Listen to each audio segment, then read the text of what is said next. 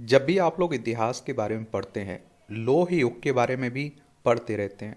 अभी इसकी चर्चा इसलिए हो रही क्योंकि antiquity of iron recent radiometric dates from Tamil Nadu शीर्षक वाली एक रिपोर्ट में दावा किया गया है कि तमिलनाडु में लोहे का उपयोग चौथी शताब्दी ईसा पूर्व की पहली तिमाही से शुरू हो गया था।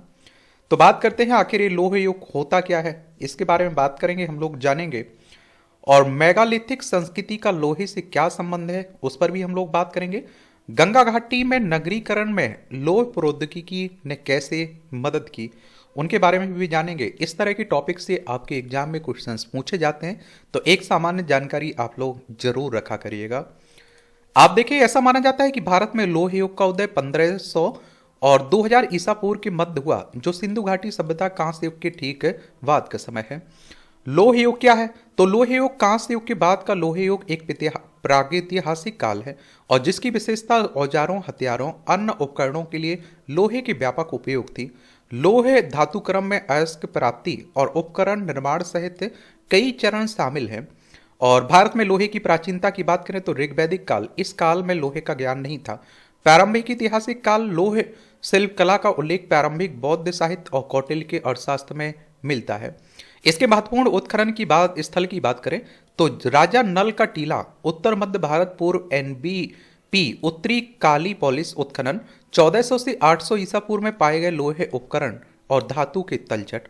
मल्हार, चंदौली, उत्तर प्रदेश में लोहे औजारों और भट्टियों और धातु के तलछट के साक्ष्य से पता चलता है कि यह एक महत्वपूर्ण लोहे धातु क्रम केंद्र था।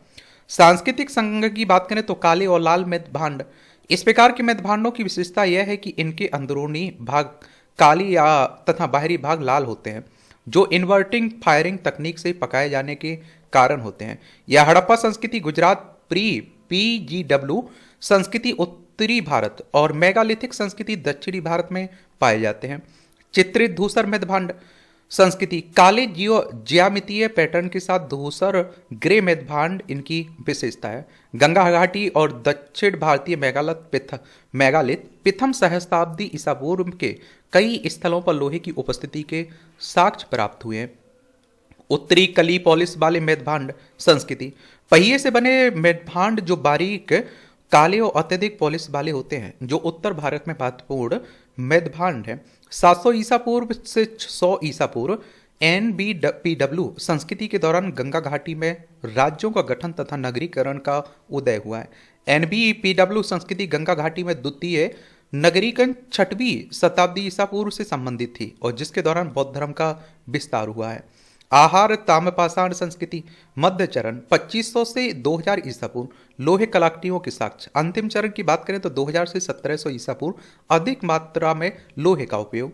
मेगालिथिक संस्कृति लोहे से जुड़े मेगालिथिक प्रागैतिहासिक संरचना के निर्माण के लिए बड़े पत्थर का उपयोग। बिंद दक्षिणी उत्तर प्रदेश, विदिशा क्षेत्र तथा दक्षिण भारत के अधिकांश हिस्सों में पाए जाते हैं। और ये आप देखेंगे, देख सकते हैं आप लोग, ये स्थान है, सभी को देख सकते हैं। ये आप देखिए तमिलनाडु नीचे आप लोगों को देखने को मिलेगा। और मेगालिथिक संस्कृति का लोहे से संबंध, तो मेगालिथिक संस्कृति यह एक प्रागैतिहासिक चरण है जो दफनाने, पवित्र स्थानों और अनुष्ठानों के लिए उपयोग में किए जाने वाले बड़े पत्थर की संरचनाओं द्वारा चिन्हित है। दक्षिण भारत में मेगालिथिक संस्कृति का लोहे के उपयोग की शुरुआत से गहरा संबंध रहा है। लोहे का उपयोग बात करें तो मेगालिथिक काल की कब्रों से लगभग 33 प्रकार के लोहे के औजारों की पहचान की गई। इनका उपयोग विभिन्न उद्देश्यों के लिए किया जाता है। इसमें आप देखिए कृषि, कोदालें हो गई, दरांती हो गई, कुल्हाड़ी। घरेलू उपयोग की बात करें तो बर्तन, मेदभांड और तेपाई स्टैंड। कारीगरी गतिविधियों की बात करें तो छैनी और कीलें, योद्ध और शिकार, तलवारें, खंजर, भाले और तीर आपको देखने को मिल जाएंगे।